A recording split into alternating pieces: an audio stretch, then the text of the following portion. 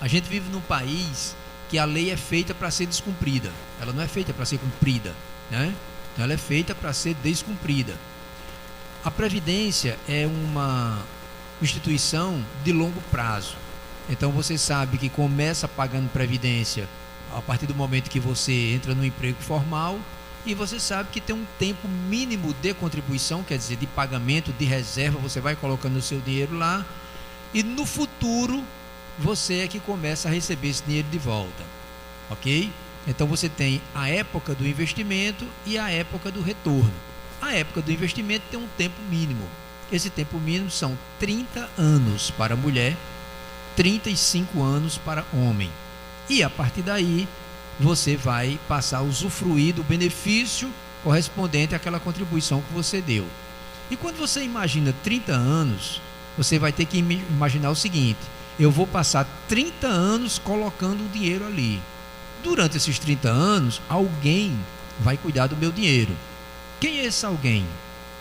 E aí a gente já começa a se preocupar, porque esse alguém é o poder público. Então, para que alguém do poder público tome conta de dinheiro, a gente conhecendo o nosso poder público como a gente conhece, conhecendo nossos dirigentes, conhecendo nossos políticos como a gente conhece, é motivo de grande preocupação. E isso é o que tem mais complicado o sistema de previdência do Brasil. É porque eles são entregues para administradores que não têm a menor noção do que seja isso. Aqui no Brasil é muito fácil se fazer isso. Ou você regulamenta uma determinada profissão, ou quando você não regulamenta, se faz aí qualquer gambiarra, se bota qualquer pessoa para administrar. E quando você vai verificar, esses sistemas eles estão com problemas de ordem financeira, problema de desvio de pagamento, problema de desonestidade mesmo, sabe? De roubo mesmo.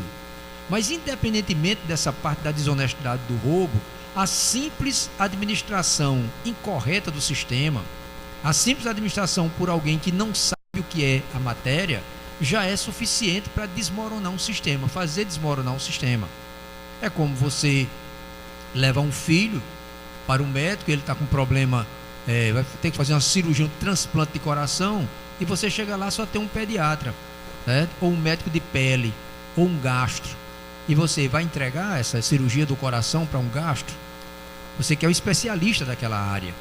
A Previdência é mais ou menos assim, a gente não se preocupa muito, mas ela deve ser entregue a alguém que deve gerir e gerir bem, porque se não gerir bem, o sistema se acaba. É muito comum hoje você ver profissionais chegar em qualquer município desse aí e vende a Previdência pública, né, o regime próprio. Ele só fala nas maravilhas que é o regime próprio, e é mesmo, gente, o regime próprio ele é maravilhoso, certo? Eu sou um ferrenho defensor da previdência própria dos municípios, dos estados. Agora, é preciso que a gente analise e avalie os riscos, os perigos que tem nisso. Por que é que o sistema é bom? Porque o sistema nos vende a possibilidade da gente se aposentar ganhando o que a gente ganhava na atividade. Ou seja, a famosa aposentadoria com integralidade e paridade. A integralidade é você saber que vai se aposentar levando o mesmo valor do seu contra-cheque, das parcelas permanentes do seu contra-cheque. Então eu sou professor, eu ganho R$ 2.000 do meu ADTS, do meu vencimento básico, e eu vou me aposentar com meus R$ 2.000. Isso se chama integralidade, aposentadoria integral. E paridade? Paridade é você ter a certeza de que, estando aposentado, todo aumento que vier, toda melhoria salarial que vier para a sua categoria na atividade, ela vem para você também aposentado. Exatamente no mesmo índice, na mesma proporção, certo? Então, isso é maravilhoso. É maravilhoso também você saber que você está mais próximo do seu dinheiro, porque quem vai administrar é alguém que você conhece, que está ali, o meu instituto está ali, eu vou lá e eu tenho a informação. Você sabe que será feito um conselho, será constituído um conselho para acompanhar essa administração. E esse conselho é integrado, inclusive, por pessoas apresentadas pela sua entidade classista, ou seja, você, servidor, você vai participar do conselho. Tudo isso é ótimo. Agora, e os riscos? E como é que se constitui uma previdência? Aí são outros 500. porque previdência ela é muito técnica, muito técnica, certo? Então, vocês que são os interessados diretos, vocês precisam saber o que estão fazendo. Não adianta você chegar a ouvir um técnico e ele lhe explicar maravilhas, e não adianta, porque você sabe que deve ter alguma coisa diferente ali que você precisa saber também. E aquele camarada que chegou e só contou as maravilhas, então vamos saber quais são os riscos. O primeiro risco que eu chamaria a atenção de vocês é o risco do sistema desmoronar por má gestão, por má administração. Existe outro risco que é do chefe do executivo que ali está comandando naquele momento querer utilizar o recurso para outra finalidade. Isso pode acontecer? Pode. Aliás, está acontecendo. O estado do Rio Grande do Norte, o governo do estado, ele fez isso com a Previdência Estadual. Eu sou funcionário da Previdência Estadual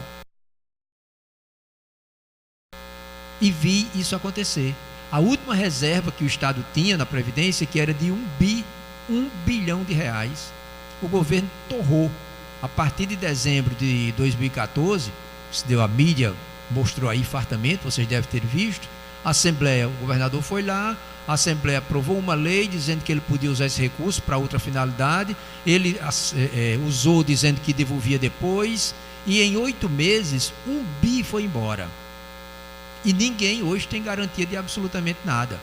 E na hora que o sistema está falido, na hora que ele tem problemas, o que é que a gente escuta? O sistema está deficitário.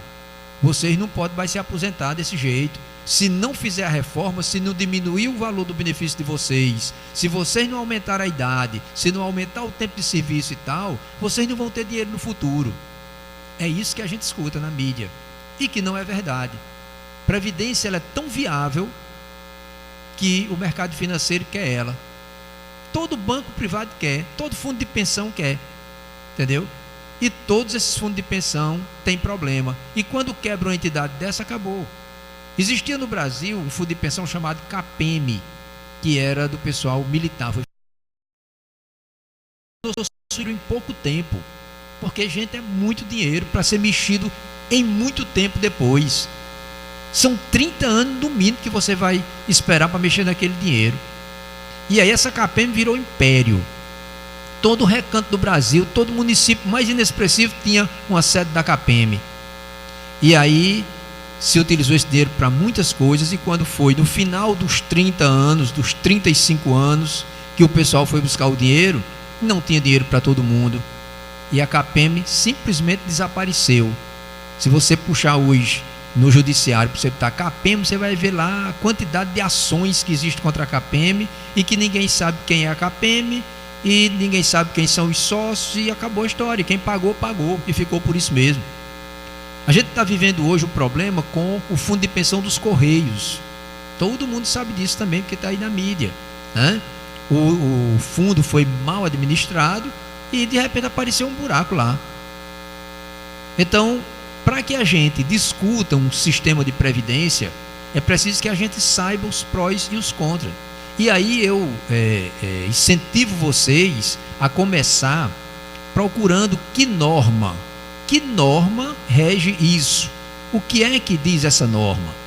A norma inicial que vocês devem verificar, cada um de vocês pode puxar aí pela internet, vão para o site do Ministério da Previdência, MPAS, Ministério da Previdência e Assistência Social. Vocês botam lá no site MPAS ou MPS e bota Portaria 402 de 2008, Portaria 402 de 2008, e vocês vão ter lá a portaria. A gente mandou até imprimir aqui de manhã, imprimi um aqui, mais ou menos, para dar uma olhada. Essa portaria é onde o Ministério da Previdência diz como é que se deve criar um regime. Então, se tudo aquilo que estiver lá for seguido, se fosse seguido, não tinha como o sistema quebrar. Nem precisaria a gente estar pagando uma alíquota de 11%, mas não precisaria mesmo. Só que ninguém cumpre o que está lá. Primeira coisa que um dirigente tem que fazer para criar um regime é mandar fazer um cálculo atuarial, um cálculo de atuária, para que os atuários façam a projeção desse regime para daqui a 70 anos e diga se é viável e com quanto ele é viável. Viável ele sempre vai ser, Mas a gente quer uma viabilidade no sistema de previdência, onde a gente possa pagar uma alíquota razoável, né? E aí essa alíquota razoável ela seria mesmo entre 8% e 11%. Eu acho que já estourando muito 11%, porque nós tínhamos previdência no Brasil até os anos 40, que a contribuição era 3%, 3, 1, 2, 3. Hoje a gente paga 11%. O nosso empregador põe 22% e estão dizendo que a previdência está quebrada. Então lá na portaria ela está dizendo, para você instituir o regime, você tem que iniciar com o cálculo atuarial. Outra coisa que na minha cabeça é indispensável é que aquele ente, município ou estado que for fazer o seu regime, ele constitua grupos do executivo, legislativo, Ministério Público, Tribunal de Contas, servidores ativos, inativos e pensionistas. Então ele faça grupos grandes e ele faça seminários, cursos de previdência, um curso de, no mínimo, na pior das hipóteses, uma semana, de manhã e de tarde, para que essas pessoas tenham noção do que é previdência, o que deva aplicar, a que normas deva recorrer. Eu parto de onde? Onde é que começa isso? Porque esses grupos, eles irão compor o sistema do Conselho Previdenciário, para que possa administrar junto com o gestor que vai cuidar do Instituto. E esse gestor deve se verificar a possibilidade de sempre ser um técnico, alguém que seja técnico, alguém que seja ouvido antes de assumir, seja ouvido, sabatinado, como é sabatinado o presidente do Banco Central. Vai para o Congresso Nacional sabatinado. Quais são suas intenções? O que é que você pretende fazer lá? E se joga determinadas perguntas, questionamentos, para o cara responder, para você saber qual é a intenção dele. Não adianta você ter ali um dirigente que não conhece aquele sistema e de repente chega o prefeito ou chega o governador e diz, rapaz, eu vou precisar de usar esse dinheiro. E o cara diz, vamos ter que usar. Não, não tem que usar coisa nenhuma. Porque previdência não pode ser tratada como uma política de governo, ela é uma política de Estado. Política de governo, você tem, cada um chega e faz a sua. Política de Estado são algumas coisas que tem no Estado que tem que ficar para o resto da vida. Alguém já viu chegar um governante e dizer, não, a partir de agora a parte da educação vai ser assim, e mudar completamente do que ela... Não, porque a política educacional, embora complicada, os nossos projetos, mas ela é feita para o futuro, para as gerações. Então cada mudança que vai havendo, ela vai havendo paulatinamente. Você não pode chegar e mudar como o governo está fazendo hoje com a Previdência. Você vai dormir sabendo que se aposenta aos 35 anos homem, aos 30 mulher, com 55 anos de idade mulher, com 60 homem, e você acorda no outro dia, tem uma reforma previdenciária dizendo, não, agora não é mais isso não, agora a mulher vai para 62, o homem vai para 65, certo? E agora não é mais 35 anos, é 40 anos para todo mundo, e agora não tem mais integralidade nem paridade, agora você vai ser uma média aritmética.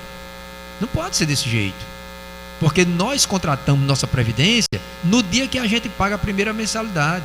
E quando você pagou sua primeira mensalidade, você tinha uma regra. Aquela regra não pode mudar sem ver de quê. Você não pode mudar a regra com a bola em campo, não? A regra do jogo com a bola rolando, não. Você tem que fazer isso com muita cautela.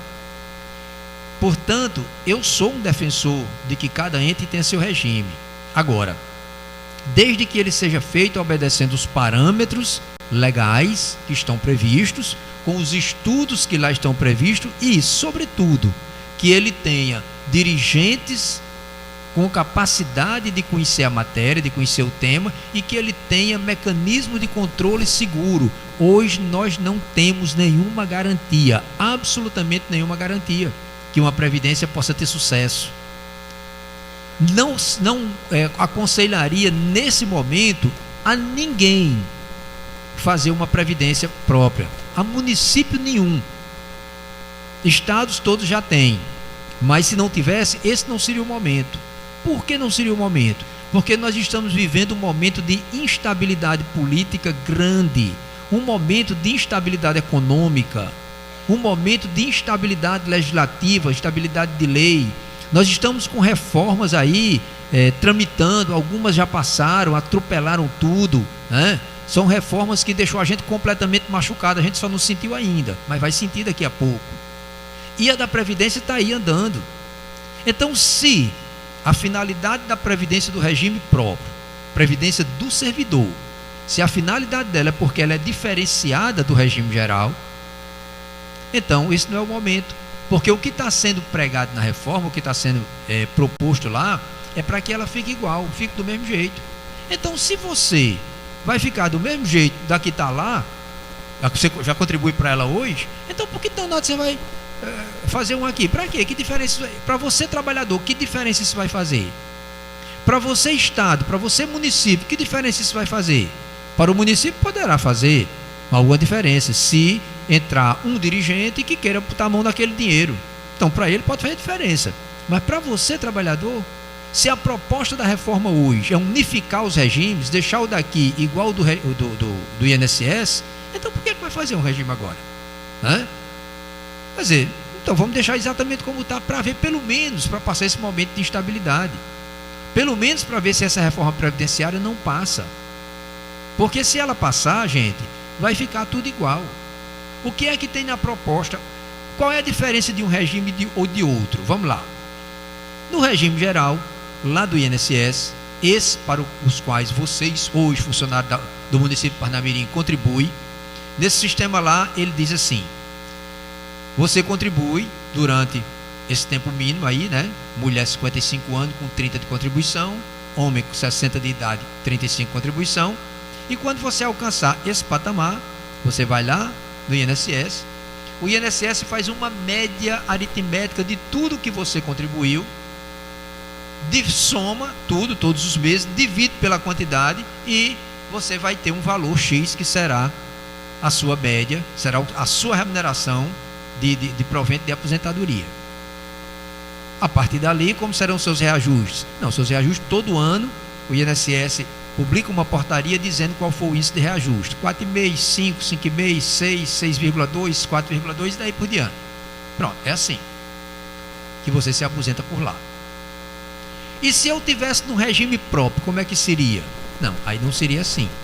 Para o servidor que entrou até dezembro de 2003, então ele se aposentaria com a integralidade do último contra-cheque dele, das parcelas permanentes, e os aumentos dele seria: todas as vezes que a minha categoria nativa tiver aumento, eu tenho também.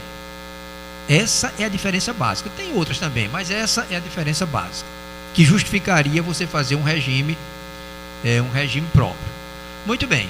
Aí, agora, o que é que o governo está propondo na reforma? O que ele está propondo é o seguinte: vamos deixar tudo do jeito do INSS. Tudo. Você aqui vai ter uma média aritmética, não vai se aposentar mais com a integralidade do seu contra-cheque. Você vai ter os aumentos não de acordo com sua categoria, mas sim de acordo com a portaria que o INSS der lá. Então, se está havendo uma proposta em tramitação dizendo que vai deixar os dois sistemas do mesmo jeito, então para que danado eu vou para lá? Aliás, para que danado eu vou fazer um aqui se eu já estou lá? Então eu não vejo isso como momento, certo? E mesmo que vocês resolvessem fazer esse sistema, eu acho que cada um de vocês podem procurar ver essa portaria que eu falei, portaria 402, ver como é que se constitui um regime, ver quantas normas vocês vão precisar verificar, ver quantas dúvidas vocês vão ter que tirar, porque precisa que isso seja discutido com as partes interessadas. Quem são as partes interessadas no sistema de previdência? O empregador, que é quem vai lhe pagar e é quem vai contribuir, fazer a parte da contribuição dele, é quem vai descontar a sua para ele também repassar, então ele é interessado. O trabalhador da ativa que está pagando, o trabalhador aposentado e o pensionista que, embora não esteja mais pagando, mas ele é um beneficiário daquele sistema e ele precisa saber se ele vai receber e por quanto tempo vai receber. Então é preciso que todas essas partes se sentem na mesa e discutam.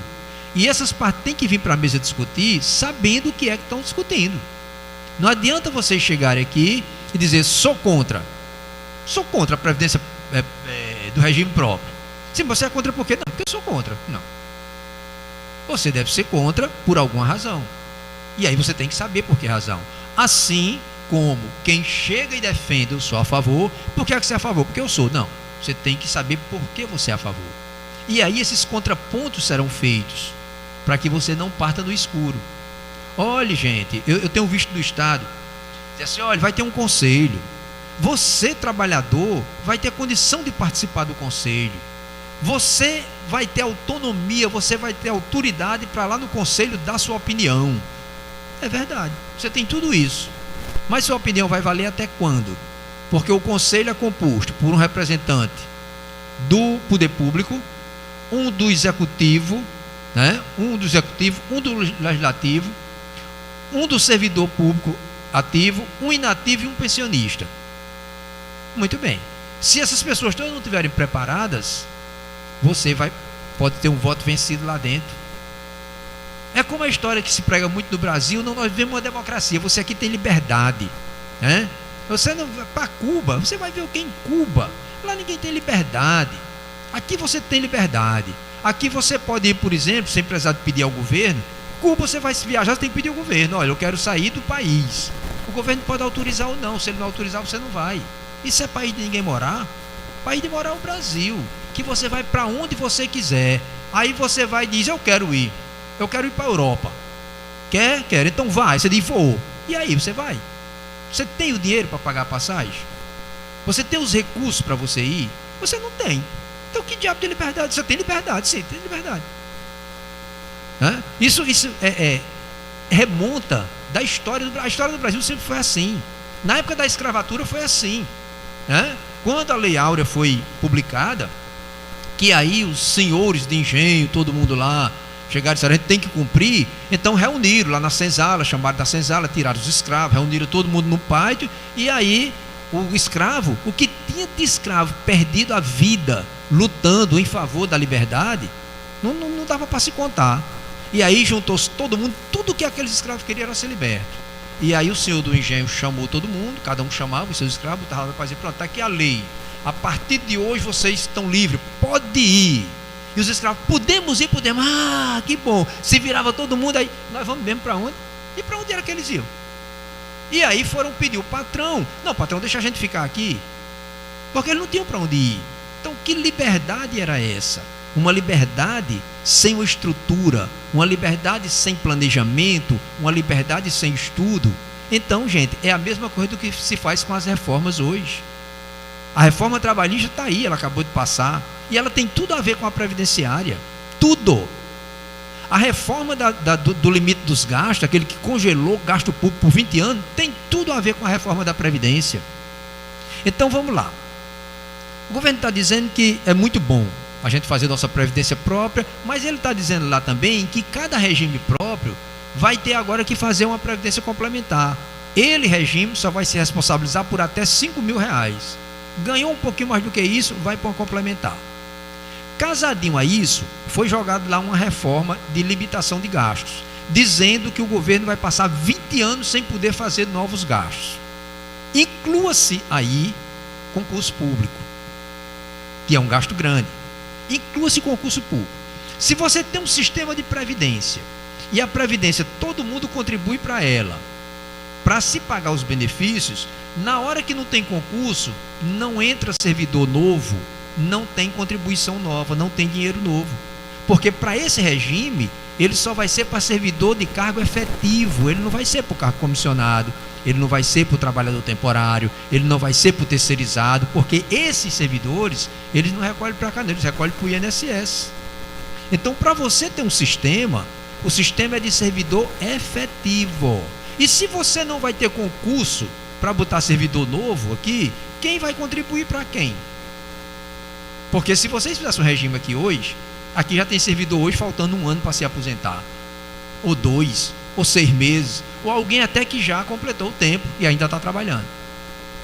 E aí, mudou o regime, mudou. E agora? A partir de amanhã, o servidor começa a pedir a aposentadoria dele. Aquele servidor que já estava, que já completou o tempo, ele vai pedir.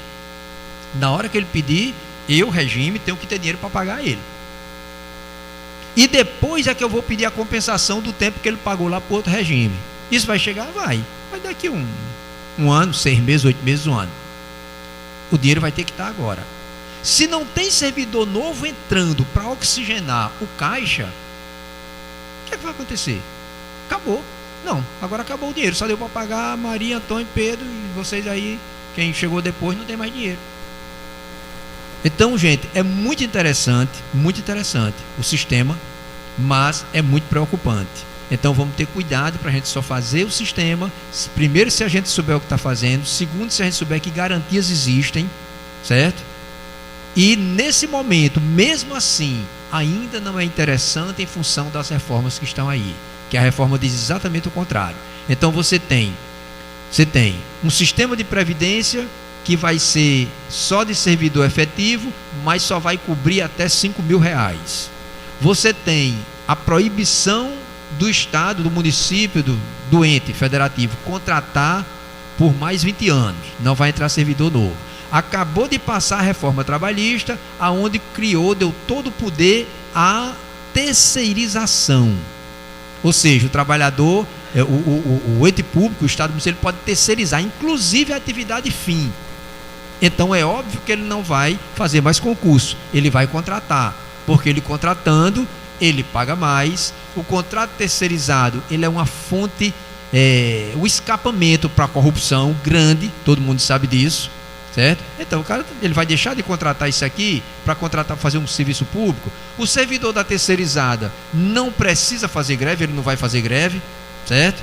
Quem vai fazer greve é o servidor efetivo, certo? E aí você vai ter o contrato terceirizado, você vai ter o contrato temporário, você vai ter o estágio e o seu sistema ele vai se esvair. Portanto, é bom verificar tudo que está acontecendo, sobretudo a partir da legislação. Ok? Isso. Gente, desculpa, tem um carro que está aqui estacionado na frente da Câmara, eles estão pedindo para retirar porque podem ser multados. O carro que for de quem está aqui na frente da Câmara aí do lado. Olha aí, todos os carros que estão na frente da Câmara precisam vir para esse outro lado aqui, porque se ficarem aí vão ser multados. Desculpa, Nereu. Bom, pessoal, então vamos lá. Então, assim, isso que a gente está falando, em linhas gerais, né? Isso que a gente está falando em linhas gerais é a questão do sistema, né? É a questão da previdência do regime próprio, certo? Então é óbvio que você já deve ter ouvido falar maravilha desse sistema, e na verdade ele é bom se ele for bem gerido, bem administrado, mas é preciso saber como isso vai ser feito, qual a garantia que isso tem que ser feito, certo? Então eu vou dar uma paradinha aqui para a gente fazer agora o bate e volta, né? Então quero que vocês façam as perguntas que vocês acharem necessário. Não tenham vergonha de fazer perguntas, seja ela qual for, certo? Aproveita aqui que o que eu não souber, eu perguntar a ela, ela responde para vocês aqui. Eu vou ficar aqui no microfone. Quem quiser fazer a pergunta, levanta o braço e vem se aproxima. Ok, pessoal? Não é todo mundo de uma vez só não, viu? É um de cada vez. Alguém quer fazer alguma pergunta? Chega, Nereu. Engaixou tudo aqui, Nereu.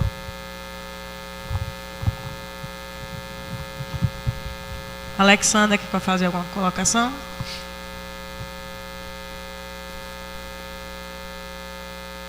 Alguém, pessoal? Marcelino, Jorge. Bom, eu vou iniciar, Nereu. Eu vou fazer, só para eles desencabularem, eu vou fazer a mesma pergunta que eu fiz pela manhã, porque nós aqui temos alguns professores que estão na mesma situação, que é a respeito das jornadas suplementares, né? Porque nós temos alguns professores que estão às portas da aposentadoria, né? Que durante muitos anos ficaram assumindo jornadas suplementares e que quando chegaram no INSS, a contribuição ela não havia sido repassada. Então, o que fazer nessa situação? Pessoal, vocês vão me deixar frustrado, eu sei que frustrado, porque se ninguém pergunta nada, ou eu sou o máximo, expliquei de uma forma que todo mundo entendeu e eu sei que não sou, ou então vocês não entenderam nada e não querem perguntar, mas pergunta a si mesmo, vamos perguntar, mesmo que não seja sobre o problema do regime próprio, mas pergunta outras coisas sobre previdência também. Não me deixa eu sair daqui triste não, achando que eu não fiz nada aqui. Mas vamos lá. Olha, a pergunta dela, tem um lá, daqui a pouco você... Bom, a pergunta dela, pessoal que estava lá, né, com a jornada suplementar e lá no INSS não tinha contribuição sobre essa jornada. Primeiro passo que esse servidor tem que fazer, verificar nos contra-cheques dele, no contra-cheque dessa suplementar que você chama, horário suplementar, verificar se houve realmente o desconto, ok? Porque às vezes o trabalhador ele faz concessões também, ele faz conchavo, não, isso aqui você recebe por fora e tal, é até uma... Né? Isso é burla, isso é crime, né, previdenciário, porque se você tem um vínculo, a contribuição é obrigatória. E é ruim para o próprio servidor, porque lá no final, se ele estivesse descontando sobre essa suplementar, é óbvio que a média dele melhoraria. Ele pode ter uma média melhor do que o que ele estava, do que ele vai ter se ele trabalhar só com o valor do contra-cheque dele. Então verifique se houve a contribuição. Se a contribuição tiver havido e o empregador não tiver repassado para o INSS, exija do INSS que ele lhe pague sobre aquela contribuição que não chegou lá, porque você, trabalhador, você, servidor, não tem nada a ver com isso. Isso é um problema do INSS com o empregador. O INSS é obrigado a fazer a fiscalização, aplicar a multa, cobrar o valor com juro, correção, taxa Selic e outras coisas mais que ele faz.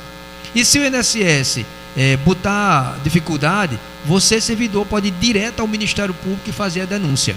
E aí, o Ministério Público, acredito que vai chamar empregador com INSS, com quem for necessário, e vai tomar a providência de fazer o devido processo legal. Aquele menino de vermelho ali. Professor Lindenberg, é isso?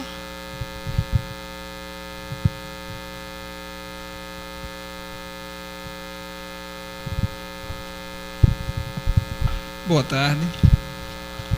Para não deixar nosso palestrante frustrado aí, né? Ser solidário. Primeiro, saudar a iniciativa, né, da nossa direção de trazer esse debate importante. Acho que todas as assembleias poderiam ser precedidas de um debate conjuntura, debate político, enfim, sobre vários temas. Antes eu quero permissão para fazer a propaganda aqui do jornal do PSTU. Tem nossa análise sobre a conjuntura, custa R$1 ou R$2. Aí vai a sua necessidade de ajudar com o partido que não recebe dinheiro de empresas, tá certo? Tem a nossa opinião aqui. Minha pergunta, Nereu, é a seguinte: nós temos alguns exemplos de previdência próprias. Você citou alguns. O governo do estado hoje é o grande emblema, né, que sacou tudo. A prefeitura de Natal fez semelhante. Agora, conversando com o colega professor ali, Goianinha, quem meteu a mão foi o deputado de som, que está de tornozeleira. Vocês terem uma ideia. São Gonçalo do Amarante é outro caos, né? Então, as experiências que nós temos não são interessantes, certo? E um dos argumentos que você coloca interessantes é, ora, se a proposta do governo é unificar os regimes, qual é a lógica então de você criar regimes de previdência próprios? A lógica talvez seja essa, de meter a mão no dinheiro do trabalhador de forma mais fácil. Não que eles não metam a mão lá na previdência do regime geral também, né? Aí você colocou também que é importante que, se existe um regime de previdência, que tenham o controle, os conselhos. Eu não sei, você deve ter feito parte do conselho aqui do estado. Certamente, um técnico, a gente vê rapidamente a sua competência. Porém, passou por onde a decisão de meter a mão no dinheiro? Passou pela Assembleia Legislativa. O que são as Assembleias Legislativas hoje? O que é o Congresso hoje, se não escritórios que representam os interesses dos empresários e estão a serviço de ferrar a classe trabalhadora? Então, que confiança nós temos, que garantia nós temos de que, mesmo com um conselho técnico que tenha lá representante do sindicato, da categoria, né, que o nosso dinheiro vai ser, que a nossa previdência vai ser garantida? Não temos nenhuma garantia. Digo mais, não só nessa conjuntura, como em qualquer outra. Porque a legislação brasileira, ela não serve mais para garantir direito nenhum aos trabalhadores. a não ser para atacá-los. Meu questionamento é esse. Mesmo tendo um corpo técnico, um conselho que tome conta, né? Quero ver sua opinião sobre esse papel que cumpre o legislativo em atacar a classe trabalhadora e retirar do conselho, por exemplo, a autonomia de dizer o que pode e o que não pode ser feito. Obrigado.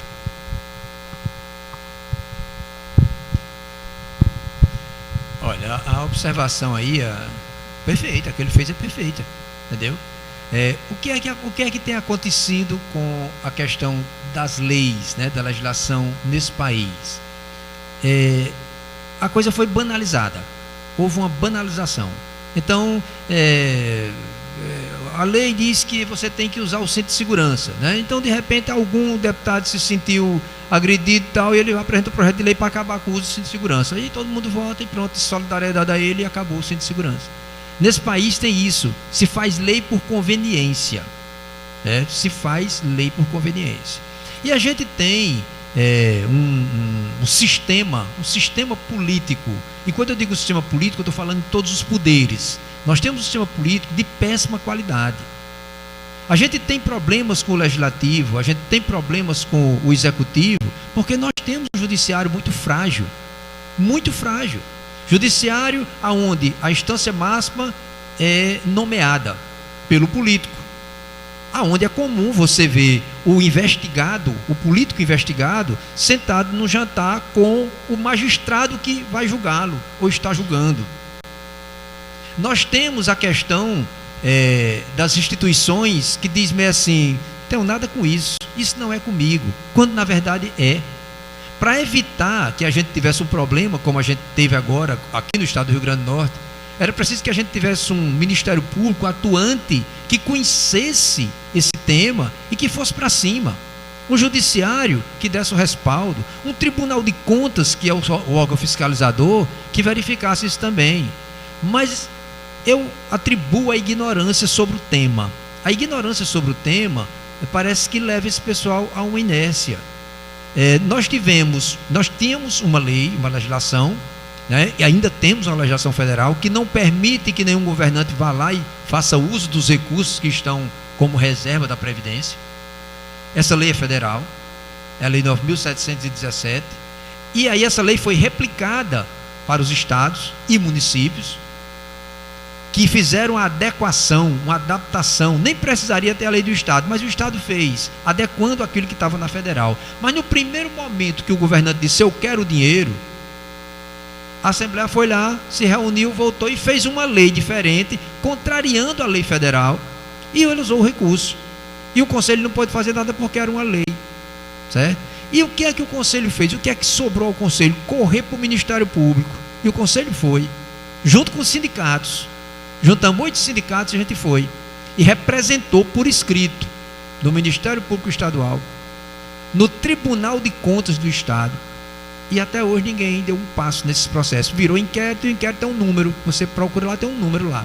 Talvez um dia, né, se alguém do Ministério Público tiver uma raiva do governante, bota esse processo para fora, que é o que a gente vê, né? Acontece patifarias e patifarias, e aí, não sei quantos anos depois, lá vem o inquérito. Nós estamos aqui no Rio Grande do Norte, com um inquérito tramitando aí sobre aquela inspeção veicular, né? Não sei o que de inspeção veicular, se criou uma taxa no Detran, e não sei o que, e na época alguém foi preso, tal, né? Político foi preso, e aí acabou. Isso já faz quantos anos? Já faz uns 8 anos, certo? Agora, talvez, daqui a pouco, ele ressurja de novo. Então é muito difícil para o Brasil por causa disso, porque ninguém quer se comprometer com nada, certo? Nós não temos mais nenhuma segurança jurídica, certo? Violou-se todo o princípio da segurança jurídica. O que é a segurança jurídica? Você contratar um determinado serviço com base numa determinada lei, e se um disso for mudado, ele não muda mais para mim, porque eu contratei. Ele vai mudar para quem vier de mim para frente. Eu contratei com o serviço público uma previdência e me disseram que naquela previdência eu me aposentaria até os 48 anos de idade, com 35 anos de contribuição, com 20% de final de carreira, levando em incorporação de tudo que eu tivesse. Quando eu contratei em 82 foi assim. Então, se mudar o esquema, o sistema, ele não é para mudar para mim, porque eu tinha um contrato. Ele é para mudar para quem entrou depois de mim. Mas hoje não. Eu vi isso mudar em 98. Então, o princípio da segurança jurídica acabou. O princípio da boa-fé e da confiança no serviço público acabou. Como é que você vai ter um princípio de boa-fé? Eu vou dar um exemplo aqui a vocês. A lei diz que você não pode levar para a aposentadoria do servidor público. Você não pode levar para a aposentadoria vantagem de caráter temporário, uma gratificação que você recebeu lá. Gratificação de diretor de escola. Você não pode levar para a aposentadoria. Por essa razão, você não deve contribuir sobre ela. Se você não leva para a aposentadoria, por que você vai contribuir? Se a parcela sobre a qual você contribui, ela é objeto de retribuição no futuro e ela não vai ser retribuída, então você não tem por que pagar sobre ela. Mas o poder público às vezes desconta sobre alguma gratificação dessa natureza. Ele desconta compulsoriamente. E você paga durante 8, 10, 15, 20 anos. No dia que você vai se aposentar, o analista olha e diz: não, isso aqui a lei diz que é temporário, você não leva não.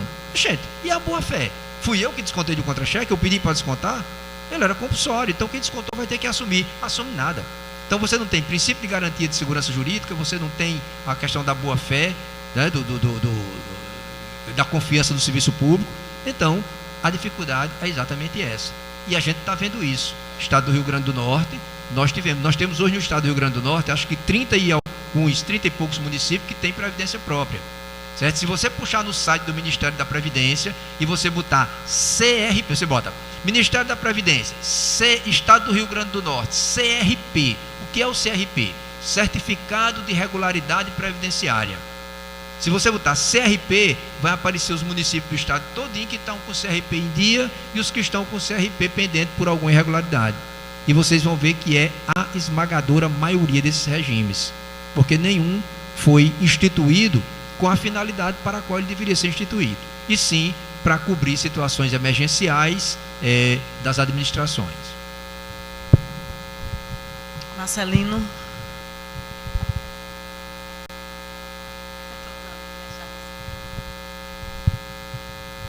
Boa tarde a todas e todos.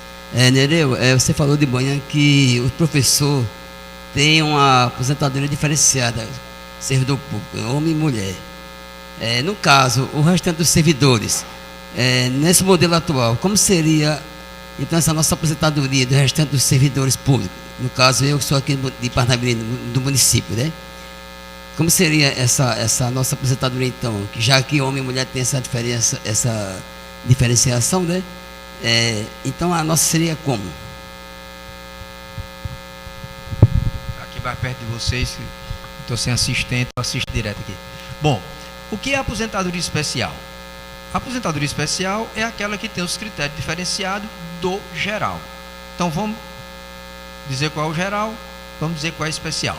Geral para o servidor público, existe uma forma de aposentadoria geral para todos os servidores, tem regra que é homem, uma idade mínima de 60 anos de idade, com um tempo mínimo de 35 anos de contribuição, ok? 20 anos de serviço público, 10 anos na carreira, 5 anos no cargo. Então, se ele apresentar isso, ele tem condição de aposentar.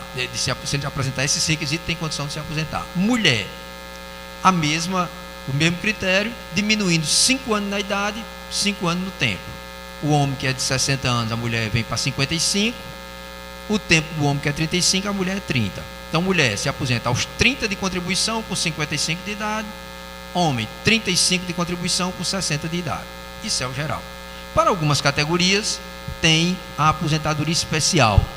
E por que aquela é especial? Porque ela diminui 5 anos do normal, do geral. Então, um homem professor, ele passa a precisar apenas de 55 anos, não precisa, ele está nos 60, ele se aposenta com 55 e 30 de contribuição. Mulher com 25 de contribuição e 50 de idade. E o valor? Não, o valor é o mesmo, certo? A especialidade, né, a vantagem especial dessa aposentadoria é que o professor ele não precisa esperar pelos 60 se for homem, nem pelos 55 se for mulher. Ele pode se aposentar com um tempo menor, certo? E para o servidor público, hoje ele tem alguns critérios, né, que diferenciam, que é essa diferenciação da especial, e também se aquele servidor ele começou a trabalhar mais cedo. Então, se ele começou a trabalhar mais cedo, é óbvio que ele vai chegar ao tempo mínimo de contribuição, ou seja, aos 30 da mulher ou aos 35 do homem, sem ter completado a idade mínima, 60 por 55. Aí, nesse caso, então ele vai ter que esperar? Não. Aí existe uma outra regra, que é a regra da emenda 47 da Constituição, que ela diz o seguinte: a partir do tempo mínimo, do tempo de serviço mínimo, um ano a mais, a partir dali, ele vai precisar de um ano a menos na idade. Então, ser homem, você vai botar uma colunazinha assim: idade 60, ao lado, tempo 35. Então, você sabe que quando você completar 36 anos, você pode se aposentar só com 59. Não precisa de você chegar aos 60. 32, 58. 33, 57. Ou seja, e você vai nessa escala. Todas as vezes que a soma do seu tempo de serviço com a sua idade fechar em 85 para mulher e 95 para homem, você também pode se aposentar com integralidade e paridade. Agora, isso é para todo mundo? Não. Isso é só para o servidor que tenha entrado no serviço público até dezembro de 2003. Quem entrou a partir de janeiro de 2004, então ele vai ter uma média aritmética, certo? E não vai ter paridade, ou seja, ele não tem integralidade porque é uma média, e não tem paridade, que é aquela história dele estando aposentado lá no futuro, receber o que a categoria dele recebe. E para o professor, qualquer professor, não. Só para o professor que comprove que esse tempo mínimo, ou seja, 30 anos para homem, 25 para mulher, foi exercido exclusivamente em sala de aula, ou em direção de escola, ou em atividade pedagógica. Então tem um professor e tem um especialista. Professor, especialista não. Só para o professor do ensino básico, médio e fundamental. Professor universitário, não tem. Ok? Então só para o professor do ensino médio, básico e fundamental, que comprove que esse tempo mínimo dele foi ou na sala de aula, ou em direção escolar, ou em atividade pedagógica, ou nos três, né? Então esse é o que tem o direito. Rapidinho aqui, e no caso agora desse novo modelo, dessa reforma que o governo está propondo, como ficaria então, no caso, do tempo de serviço e idade para os servidores, tanto especial como o restante da categoria? Bom, nós temos essas regras que eu falei, que são as regras vigentes hoje. Hoje a regra é essa. Mas nós estamos com a reforma previdenciária em andamento aí, né? Rezando para ela não passar, porque ela é uma destruição da Previdência, mas se ela passar, ela piora muito, né? Piora muito essa situação. Ou seja, se essa reforma passar, essa idade, a gente esquece ela, homem vai para 65 de idade, mulher vai para 62, o tempo de serviço para receber integral vai ser de 40 anos de serviço, e não terá paridade. Ninguém terá paridade nem integralidade. Se aposentará por uma média aritmética e terá o reajuste não de acordo com sua categoria, e sim de acordo com os aumentos que forem dados anualmente pelo INSS, certo? Então essa reforma, ela é uma reforma cruel, ela não tem nada, absolutamente nada que possa ser aproveitado nela, nada, certo? Eu inclusive estava fazendo uma palestra dessa lá no INSS, e um dos técnicos do Ministério da Previdência, né, desse governo que defende essa reforma, ele estava lá também, e eu fui dividir a mesa com ele, e ele, evidentemente, perguntaram quem ia falar primeiro, eu digo ele, né? E aí até eu levantei a bola dele, eu digo ele porque ele é do Ministério, né? Se ele falar primeiro, não vai deixar nada para eu dizer, então deixa ele falar primeiro. Mas na verdade, o que eu queria era que ele se empolgasse mesmo, que era para eu fazer, rebater cada ponto separadamente. E ele aplicou a reforma, e a construção, né, a explicação foi exatamente essa: olha, se não fizer a reforma, você não vai ter aposentadoria no futuro, seu filho está ferrado, tal. E essa reforma, vocês não se preocupem, quem já tiver aposentado, não se preocupe, porque esse seminário era do Sindiprev, né, e aí era aposentado, pensionista, da ativa, toda gente, muita gente lá. E aí ele disse: aí você que já está aposentado não tem problema, você que já adquiriu as condições de se aposentar, pode continuar trabalhando. Quando você for se aposentar, se aposenta pela regra de hoje, também não vai ser atingido, certo? só vai ter um pouco de transtorno quem ainda não completou o tempo, porque quem não completou o tempo vai ter que cumprir um pedágio para poder se aposentar. Então ele foi mais ou menos por aí, discurso de meia hora, 40 minutos e tal. E aí depois eu fui rebater os pontos, né? E eu comecei dizendo que o que eu vou dizer aqui, que é verdade, não foi por rebater, porque é verdade. Essa reforma, ela atinge quem está aposentado, quem está trabalhando, quem ainda não começou a trabalhar, quem vai nascer e quem já morreu. Ela atinge todo mundo, entendeu? Então, vamos acabar com essa história de que não atinge. E agora eu vou explicar por que ela atinge a cada um. Por que é que ela atinge o servidor que está trabalhando? Ela atinge o servidor que está trabalhando e que não completou o tempo ainda, porque aquele servidor que está trabalhando, ele vai aumentar a idade, ele está trabalhando hoje. Vamos imaginar que tem alguém aqui, homem, que está com 34 anos de serviço. Ele falta um ano. Se essa reforma não passar daqui a um ano, ele se aposentará aos 60 de idade. Mas se ela passar hoje, ele vai ter que pagar 30% a mais do tempo que ele faltava. Ele vai perder a paridade, vai perder a integralidade. Ok? Ou então, se ele quiser receber integralidade e paridade, ele vai ter que submeter aos 65 anos. Ele vai ter que ficar mais 6 anos para levar integralidade e paridade. Então, se o cara resolver ficar mais os 6 anos, então eu fico 6 anos e resolvo. Resolve? Não. Não resolve pelo seguinte, porque tem um dispositivo lá que diz assim: a idade é essa, 65 anos homem, 62 mulher. Porém, todas as vezes que o IBGE fizer o levantamento aqui na sua região e disser que a idade da expectativa de vida aumentou 1 ponto, sua idade para aposentadoria aumenta também. Ou seja, você era com 65, você completou 65, disse, agora eu vou. Você chega lá do balcão, o cara disse, agora é 66. Ok? Então, esse servidor está altamente atingido. O que está trabalhando. O que já está aposentado. O que já está aposentado, ou o que completou o tempo, mas não se aposentou ainda, ele vai ser atingido, no mínimo, na pensão. Porque lá na proposta, está dito o seguinte: se você tem 2 vínculos, você só pode se aposentar por um. Você é obrigado a recolher por 2, mas só pode se aposentar por um. Então ele vai atingir quem já está aposentado, porque esse aposentado, se ele tiver só por um vínculo, ele se ferrou no outro. Vamos imaginar que esse aposentado esteja aposentado por tudo. Ah, então me aposentei por tudo, eu estou livre. Tá, não. Porque ele vai morrer, não vai? Ele vai morrer. Na hora que ele morrer, a viúva dele ou o viúvo dela não vai poder receber a pensão e a aposentadoria dele. Se o cara for detentor de 2 vínculos, ele não vai poder receber as 2 pensões. Então o cabo que está morto, se dizem que tem outro plano, né, os espíritos acreditam, ele deve olhar lá de cima e dizer, mas Maria, como eu contribuí 35 anos e esse desgraçado não paga a minha mulher, não paga meu marido, né? Então ele vai ser atingido também. E quem não nasceu ainda, como é que vai ser atingido? Essa é fácil. Eu tenho uma neta que vai chegar agora em outubro, né? Eu vou ganhar mais uma neta, já tenho 3, vai chegar outra. E como eu gosto dessa fofoca, o que foi que eu fiz? Eu projetei a minha neta que vai nascer em outubro. Eu peguei dos 30 últimos anos todas as evoluções que o IBGE deu da elevação da expectativa de vida. Peguei todos. E eu projetei por 30 anos na frente.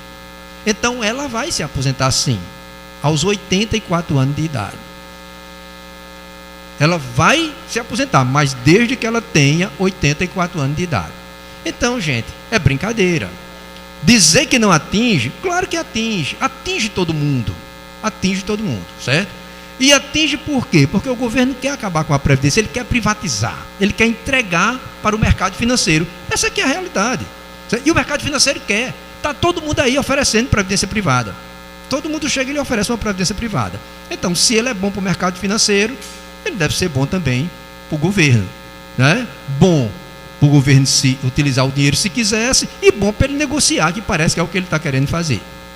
Bora, quem mais? Acho que melhorou aqui agora. Eu senti firmeza aqui. Vamos lá, quem é que vai perguntar mais? Boa tarde, companheiros e companheiras. Primeiro, agradecer, Nereu, por mais uma aula, né? Você vem dar aula, fala tudo e depois fica pedindo o pessoal perguntar. Ainda mais nesse cenário que a gente está vivendo, é meio complicado, né? A gente perguntar mais alguma coisa, mas enfim. Nereu, isso aqui é um estudo que a gente pediu ao DIEESE, na época estava secretário de Previdência da FETAM, que é a Federação dos Municipais, porque esse debate estava se dando, né? Na época, ministro da Previdência, agora Carrasco da Previdência, Garibaldi Alves Filho, né?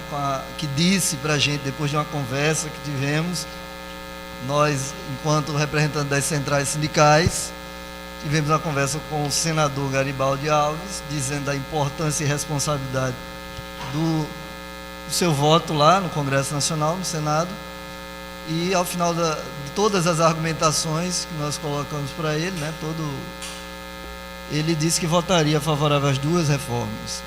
Portanto, é verdade que alertei a ele que nós, a partir do momento em que ele decidisse fazer isso, que ele não tinha dito, né? Isso aí eu disse antes dele falar, mas aí depois ele mesmo se adiantou. Eu havia alertado ele que nós não iríamos perdoar tal decisão, né? Enfim, e ele disse: vocês podem começar a cavar minha sepultura política. Eu espero que façamos, viu, companheiros e companheiras? Cavemos a sepultura política desse cidadão e dos demais, principalmente um tal de Rogério Marinho. Teve voto por aqui bastante, parece, Parnamirim, mas enfim. Isso aqui foi em 2012. E o cenário, já em 2012, era o seguinte: todos os municípios levantados nesse trabalho aqui, feito pelo DIEESE, tinham déficit atuarial, né? Sofriam com isso. Eu lembro que à época, eu como secretário, né, é bom, quando você movimento sindical é bom, né? Nereu, porque a gente joga a pedra e leva a pedrada também, né? Então a gente aprende, a gente está de um lado e está do outro. A gente sabe se comporta do lado. Eu lembro que nesse dia eu levei pedrada no vereador. A gente fez um seminário lá em Mossoró, e eu estava na mesa fazendo a exposição disso aqui, e aí ele veio mas você não apresentou uma posição, disse se é a favor, se é contra. Mais ou menos você falou aqui. É muito fácil dizer que é contra ou a favor, né? Ou bravata, mas a coisa não é tão simples assim. Não é simplesmente ser a favor ou contra. Então nós tínhamos essa situação. Na verdade, ao avaliar isso aqui e depois participar do congresso, houve um congresso até, foi um congresso para auto-homenagear-se, no caso, o Garibaldi, na época, como ministro da Previdência. Foi feito um congresso nacional de direito previdenciário, lá na Via Costeira, participei, não sei se você estava, eu acredito que não. Pois bem, lá, o secretário do Ministério do governo ainda, do governo eleito do Brasil, né, legítimo, na verdade no primeiro mandato da Dilma ainda, o Leonardo Rolim, e ele dizia que a única coisa que o Ministério tem para controlar, digamos assim, o único mecanismo que o Ministério da Previdência tinha é o tal do CRP, né, que o Ministério pode negar o CRP se o município não apresentar as condições exigidas, que são muitas, né, Nereu, para poder, enfim, criar, né, fazer funcionar um regime próprio de previdência. Só que ele acrescentou algo. Só que é o seguinte: os municípios fazem o quê? Alguns prefeitos. Porque Nereu deve esclarecer melhor isso, mas você pode fazer cálculo atuarial ao gosto do cliente também, né? Então você pode contratar uma empresa, e tem gente que se presta a isso, acreditem, e como tem, dá uma grana boa. Eu faço o cálculo que o prefeito quer, e aí, o município tem condição de implantar o regime próprio, e aí o município vai e apresenta para o Ministério. Mas se o Ministério questionar e disser não vou dar, o que o prefeito faz? Vai para a Justiça e consegue o CRP, que é o único mecanismo que o Ministério tinha para impedir que o município, sem condições de implantar, implante. Ou seja, o Ministério da Previdência tem nada, não é isso? Ou tem nada para controlar. eu estava aqui pela manhã, e apesar de não ter podido ficar, eu estava com o meu pequeno aqui, tinha que levá-lo para a escola, eu vi um comentário seu, né? E outro agora, e alguns outros agora em relação, por exemplo, ao Brasil, né? Eu fico meio assim, eu gosto muito do Brasil. Eu sempre ouço com uma certa insatisfação qualquer, apesar de conhecer nossos defeitos, mas enfim, nunca é muito confortável para mim ouvir. Eu gosto muito do Brasil. Você viu aí como você falou, você mostrou a desgraça aí, o pessoal riu. O brasileiro tem como não tem para ninguém. O pessoal ri da própria desgraça, o pessoal riu muito, né? Mas bem, além disso, você dizia que preferia um técnico, né? O que normalmente são políticos indicados para dirigir. E eu, assim, acho que deveria ser políticos indicados para dirigir. Eu fico olhando, eu estava olhando esse estudo mesmo aqui. Aí lá no final, ele fala da relação, né, de gênero, né? Mulher, homem, e que as mulheres... deixa eu ver se eu consigo recuperar aqui para ler do jeito que está no estudo, porque aí faz a gente crer que esse negócio de querer fazer que a mulher trabalhe até os 65 agora, independente, né? Baixou para 2, enfim, aumentou. Baixou um pouco do que eles haviam apresentado, é isso que eu quero dizer, do que eles haviam apresentado a priori. Então aqui, ó, diz assim, o gráfico mostra a distribuição por gênero, esse gráfico aqui, né, dos servidores, e os servidores do sexo feminino superam do sexo masculino em 12 regimes próprios, de municípios desse estado, né, do estado do Rio Grande do Norte. Há mais de 2 servidoras para cada servidor. Essa relação é bastante desfavorável do ponto de vista atuarial, pois as mulheres, além de contarem com expectativa de sobrevida maior, têm o acesso às aposentadorias programadas com redução de 5 anos na idade e no tempo de contribuição em relação aos homens. Então, do ponto de vista técnico, né, um técnico fala desses termos aqui. E é nesses termos aqui que se coloca aquela excrescência no texto da tal da proposta de desmonte da Previdência, né, brasileira. Então, eu ainda prefiro um político, né, alguém, agora, claro, que não qualquer político, não qualquer pessoa. No momento que a gente está vivendo nesse país, de fato, no Brasil, hoje nós vivemos estado de exceção, está posto, e infelizmente é difícil até, por isso que eu falei, é difícil até debater essas questões, porque eu perguntaria, né, o regime... Você falou que esse momento é o pior, mas em passando essa reforma, ou melhor, eu queria perguntar antes, hoje, no regime próprio, se implantasse agora aqui em Parnamirim, os servidores que estão aqui, que nós todos contribuímos para o regime geral, nós perdemos a paridade, mas no regime próprio nós teríamos a integralidade, sim, né? Ainda, mas com a nova reforma, ou com a possível a deforma, como dizem os estudantes, né, deixaria de ter, não é isso? Então eu pergunto, será que seria esse momento é ruim, mas o seguinte é pior, ou pode ser pior, não é isso? Eu queria que você só ressaltasse isso, porque é importante que a gente saiba que quando você diz assim, não, o momento atual não é adequado, mas o horizonte apresenta algo ainda pior, um cenário ainda pior. Então, se correr o bicho pega, se ficar o bicho come, né? É mais ou menos isso.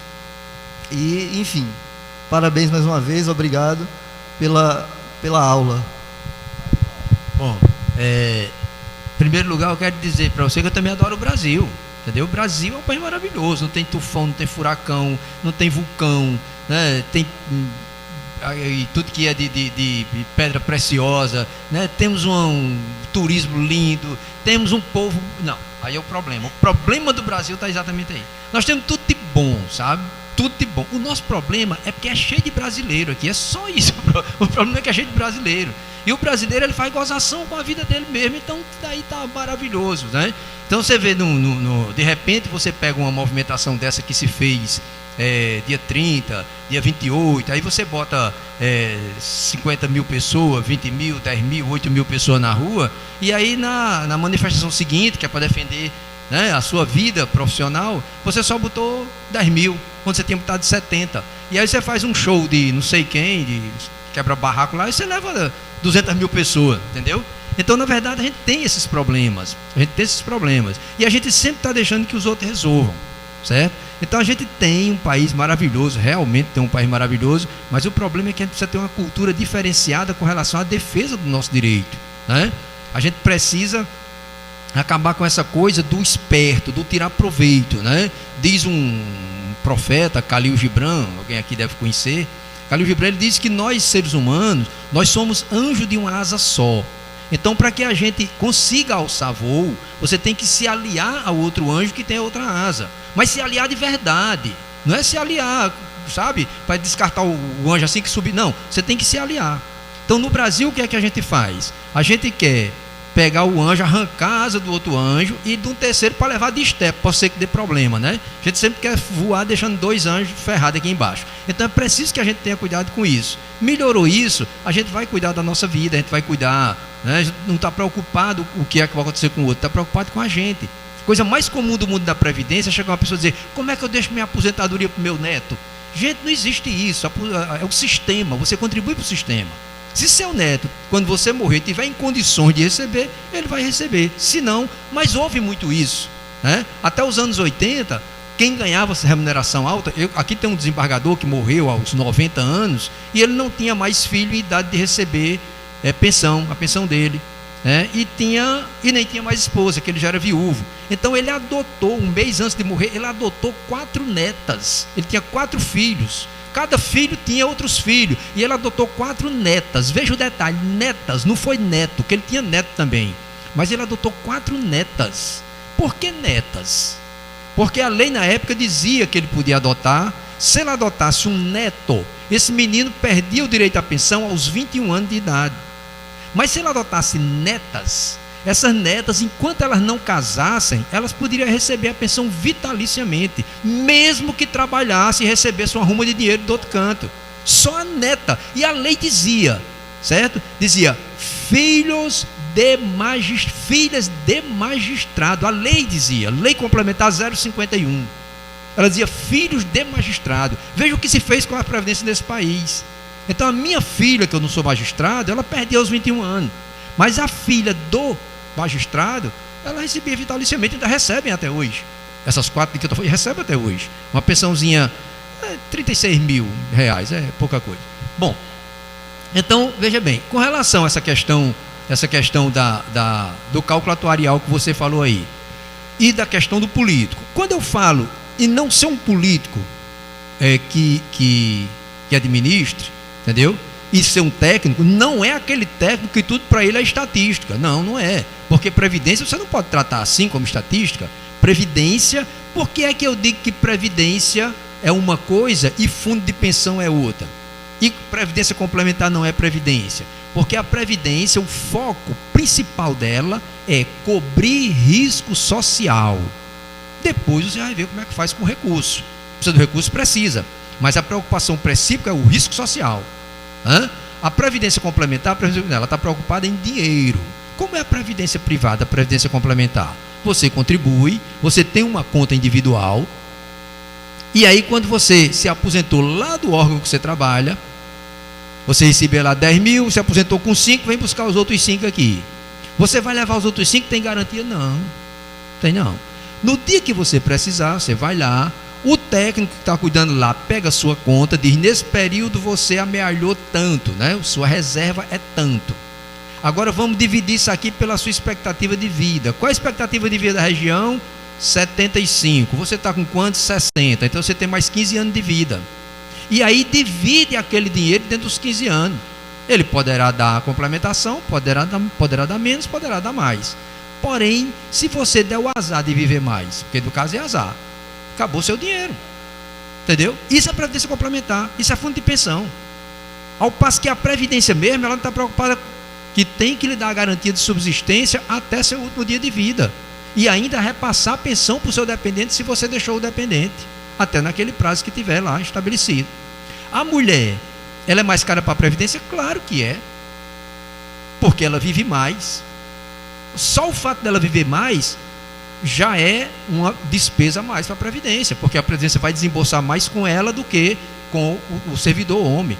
E por que a mulher vive mais? Porque ela se cuida mais, porque ela tem mais cuidado com a saúde dela, certo? E hoje a gente está vendo aí que tem muito mais mulher do que homem. Então é claro que precisa se fazer um cálculo atuarial visando isso também. Mas a mulher, ela tem muitas outras coisas que ela faz, certo? Que compensa sim essa questão dela viver mais. E a terceira jornada da mulher? E o fato de hoje, grande parte das mulheres ser a mantenedora da família. Não é mais o homem o mantenedor da família, sem ver de quê. Entendeu? Então tem muitas situações que você tem que ver e encaixar não somente na atuária técnica em si, mas você tem que achar mecanismo social para compatibilizar isso. Não adianta você estar jogando a culpa nisso, na despesa. Então, quer dizer, porque se descobriu pelo cálculo atuarial que a mulher sai mais cara para o homem, então agora vamos pegar e aumentar a idade da mulher em 7 anos, né? Porque o governo está dizendo, não, nós diminuímos, não diminuiu nada. É 55, ele tinha dito que era 65. Aí disse, não, 62. Ele não baixou nada, ele aumentou 7. Ele tinha aumentado 10, então agora ele aumentou só 7. Certo? Então, essa é a saída? Não, vamos procurar um mecanismo de controle social para fazer isso. Porque todo mundo sabe, todo mundo técnico, né, que é técnico, sabe que previdência é assim. Previdência é como uma roupa de cetim que você botou lá no varal, pendurou no varal. Você nem está ventando, mas ela está balançando lá. Ela é fininha, como diz uma música de Oswaldo Montenegro, que ele diz assim, alguma coisa, começo do nosso amor, que ao menor vento oscila. Previdência é assim, ao menor vento ela oscila. Tudo que a gente faz em matéria de questões trabalhistas, em matéria de questão remuneratória, tudo envolve a Previdência. Em matéria de vida, em matéria de tudo. A gente aqui não tem o conhecimento técnico, nem tem o costume de analisar, e aí passa desapercebido. Mas eu vou dar uns detalhezinhos aqui pequenininho para vocês. Todo mundo sonha com a cura do câncer, não sonha? Da AIDS. E todo mundo quer isso. Mas a gente sabe, técnico, a gente sabe que no dia que isso acontecer, o abalo que vai dar na Previdência é um abalo grande. E precisa estar se preparando para isso. Por quê? Porque quem contrai hoje uma doença dessa, quem tem um câncer, dependendo do câncer, a expectativa de vida dele, todo mundo já sabe que é bem menor. Se a pessoa cura, é claro que ele vai viver mais. Se ele vai viver mais, ele vai receber mais dinheiro da Previdência. É claro. Por que foi que a Previdência ela teve um abalo? Uma coisa que deu um abalo enorme na Previdência nos anos 60. Um abalo grande. Coisa que ninguém nem acha que tem a ligação com Previdência. Pílula anticoncepcional e o preservativo. Eles deram um abalo terrível na Previdência. Por quê? Porque até aquela época, uma família tinha 11, 15, 18 filhos. A partir dali houve um controle de natalidade. Então diminuiu a quantidade de gente nova no mundo para ir para o mercado de trabalho e aumentou a quantidade de idosos. E pessoas que iam depender do recurso da Previdência. Veio agora, nos anos 80, final dos anos 80, o Viagra, outro abalo na Previdência. Por quê? Porque até o aparecimento do Viagra, né, dos que eles chamam vasodilatador, você não via um cidadão, era raro você ver um cidadão morrer aos 70 anos ou depois dos 70 anos, deixando filho pequeno, para ser pensionista. Agora não. Agora você está lá na Previdência, aí chegou lá a viúva, né? Aí chegou uma viúva, você olha para a cara da viúva, 30 e poucos anos. Você diz, coitado, quando você pega a documentação do falecido, um bagaço, tá só um bagaço, não nada é isso, né? Por quê? Por causa do Viagra. O cara com o Viagra, ele, né, adquire a confiança, né? A veinha dele já não é mais tão interessante, ele vai atrás de uma cabocla nova, né? Dependendo do contra-cheque dele, a cabocla, olha, já arranja um bucho e vão morar numa casa. Então ela é companheira. Então ela passa a ser companheira. A Previdência, que quando aquele cara morresse, aos 75, 80, ele sabia que ia pagar a viúva dele por mais uns 8 anos, 10, 15 anos estourando. Agora, ele deixa uma cabocla de 30 e poucos anos que vai viver até os 90. Né? E um bruguelo com 2, 3 anos de idade. Certo? Então a Previdência ela tem que estar atenta a tudo isso. E tudo isso vai depender de um cálculo atuarial, tudo isso vai depender de uma parte técnica e de uma parte de sensibilidade política também e sensibilidade social. Entendeu? Então não é só o técnico porque você é técnico. Quando eu sou contra o político, é porque o político, ele não tem sensibilidade social nenhuma. Ele só pensa na próxima eleição. Então ele lá quer saber o que danado é isso. Ele pensa na próxima eleição. É aquele cabo que ele pensa no recurso, ele pensa no dinheiro, ele pensa no poder, né? Tem uma história, só para fazer aqui ela está quase tomando meu microfone aqui, o meu tempo já foi. Bom, vamos lá. Tem uma história que se conta de um médico, né? Ele era médico, trabalhava numa cidade porte médio, e teve um filho, só teve esse filho. O filho também foi estudar medicina e tal. E quando o filho terminou da capital, veio embora, e ele perguntou ao filho: você vai ficar aqui ou você vai voltar para a capital? Ele disse: não, eu vou passar um tempo aqui. Disse: então vamos aproveitar, eu vou viajar, dar uma viajada aí com sua mãe, e vou deixar você tomando conta aí do consultório, né? Então você passa aí, eu vou viajar uns 2 meses aí. E aí o filho foi tomar de conta. E tinha um senhor que era fazendeiro, latifundiário, muito rico lá na região, e se tratava com o pai dele, com o médico velho, há muitos anos. Esse menino nasceu e cresceu vendo esse paciente lá. O velho tinha uma ferida, um ferimento, um negócio no pescoço, não sei aonde, que o pai dele tratava. E aí o pai viajou, né? Esqueceu de passar algumas coordenadas. Chegou o seu Joaquim lá, que era o cabo da ferida, e o menino já conhecia seu Joaquim, né? Criou-se vendo ali e tal. Ah, e tá, e você que está aqui, vamos olhar aqui. O menino olhou. Quando o menino olhou o ferimento, que era para fazer uma manutenção, ele viu que era uma sarna, uma coisa besta, e qualquer pomada velha lá curava, né? E ele viveu a vida toda vendo o pai dele cuidar daquele ferimento. E aí ele olhou: isso não é possível, papai não notou isso aqui. Ele disse: seu Joaquim, vou curar o senhor. Eu não acredito, vou. Mas seu pai, mas eu vou curar. Passou uma pomadinha lá qualquer. Ó, na outra semana o Joaquim estava curado, estava só a manchinha lá, né? Quando o pai voltou, o filho todo orgulhoso, né? Disse: papai, seu Joaquim esteve aqui. Aí o velho disse: vixe Maria, tomou na cabeça, né? Esteve aqui, eu olhei aquele ferimento, para aquele é uma assada e tal. Eu passei, você passou o quê? Passei remédio e tal. Disse: mas meu filho. Aí ele disse: o senhor nunca notou isso? Meu filho, notei. Mas aquilo ali, aquela ferida do seu Joaquim, foi que deu essa casa a gente, foi que formou você, foi que eu fui para a Europa. Acabou essa fonte, né? Acabou essa fonte. Então assim, esse tipo de gente não tem nenhuma sensibilidade social. Não tem. Então, quando você põe um político lá, eu não consigo ver um político com sensibilidade social. A sensibilidade social dele só vai até quando sai os votos lá na urna que ele foi eleito. A partir dali ele não tem sensibilidade social nenhuma. Gente, uma reforma trabalhista dessa que passou agora, o caba votar num negócio daquele, o caba que foi relator, o caba que defende um negócio daquele, o cara desse não pode ter sensibilidade social. Ele não pode ter nenhuma. É dizer que isso vai gerar emprego, dizer que é porque a nossa CLT é arcaica. Olha, em 2013 o Brasil viveu pleno emprego. Era muito comum você ver empresário na televisão dizendo: olha, as vagas eu não tenho a mão de obra qualificada. E a CLT era a mesma. Não era outra não, era essa daí, Getúlio Vargas. Certo? Você dizer que uma previdência está deficitária, você sabendo que tem uma JBS da vida, você saber que tem um Itaú, um banco que deve bilhões à previdência, Rede Globo que deve bilhões e não paga porque está lá subjúdice, e que o judiciário não julga porque ele só julga o que ele quer e o que é conveniente. E eu quero dizer, o governo fez a desoneração em 2014, o governo fez a desoneração da folha de pagamento de algumas empresas para ajudar na arrecadação, ok? E quando o governo, o que foi que ele fez? Ele pegou setores que promovia desenvolvimento. Então ele pegou a indústria automobilística, por exemplo, ele pegou essas indústrias de, não sei o que, da linha branca, geladeira, fogão, não sei o que lá, essas coisas assim, construção civil.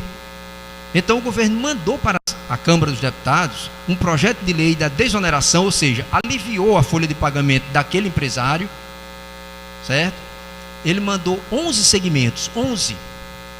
Quando ele chegou, o projeto chegou na Câmara, a Câmara acrescentou mais uns afiliados, terminou em 56 segmentos. Dentre eles, empresa de, como é aquele negócio que você liga, acaba... Aquelas empresas lá, entendeu? Então aquelas empresas, tinha empresa lá. Uma dessas empresas era de uma empresa telefônica, né, de telefonia, e eu liguei uma vez, agora, recentemente, uns 4, 5 meses atrás, eu liguei para cancelar o meu plano, porque não estava dando certo mais para mim, certo? E eu liguei para cancelar o plano, e quem atendeu, telemarketing, né, que chamam, né? Empresa de telemarketing. Então, essa telemarketing, quem atendeu meu telefonema, eu estou contando a história comigo, que houve comigo. Quem atendeu foi uma moça chamada Ana Luísa, minha amiga daqui de Natal. Ela atendeu e eu conheci a voz dela. Ela fala com ela, conheci. Ana, Nereu, e tal. Mas Ana, até que eu soubesse, ela tinha ido para o Canadá. Ela casou e foi morar no Canadá. Há uns 2 anos já que ela foi para o Canadá. Aí eu digo que você voltou. Ela disse, não, estou aqui no Canadá. Ou seja, eu estava telefonando para cancelar o meu plano e a empresa de telemarketing que estava me ouvindo é no Canadá. O que molesta uma empresa dessa? Que desenvolvimento ela promove aqui? Mas estão lá, as empresas de telemarketing estão lá. Call center, né? O famoso call center. Elas estão lá, certo? E estão desoneradas até agora. Então, eu não posso aceitar uma coisa dessa natureza e chegar ao governo e dizer assim, não, a Previdência está deficitária. Não tem coisa nenhuma. Você não tem déficit com 11%, você pagando 11% e o governo pagando 22%. E, gente, mas não vou falar mal do governo aqui. Pessoal, é o seguinte, Nereu, eu tenho uma notícia para te dar. A sua aula, ela tomou todo o nosso tempo. Mas que bom que a sua aula tomou todo o nosso tempo, né? Por quê? Porque nós tínhamos ainda 2 pontos que infelizmente não vai ser possível hoje, porque o nosso compromisso com a Câmara é até às 3 horas. Não, mas de forma nenhuma. O proveito foi ouvir você. Desde de manhã que a gente está aqui ouvindo você. E isso é muito bom para que a própria categoria ela tenha essa apropriação. A gente precisa se munir disso. E nós vamos convocar uma outra assembleia para esses 2 pontos que faltaram, pessoal.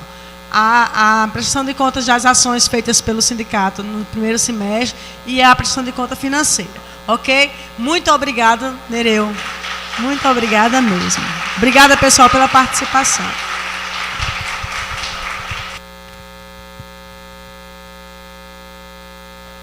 Hein? Não, a gente vai ver se a gente consegue um...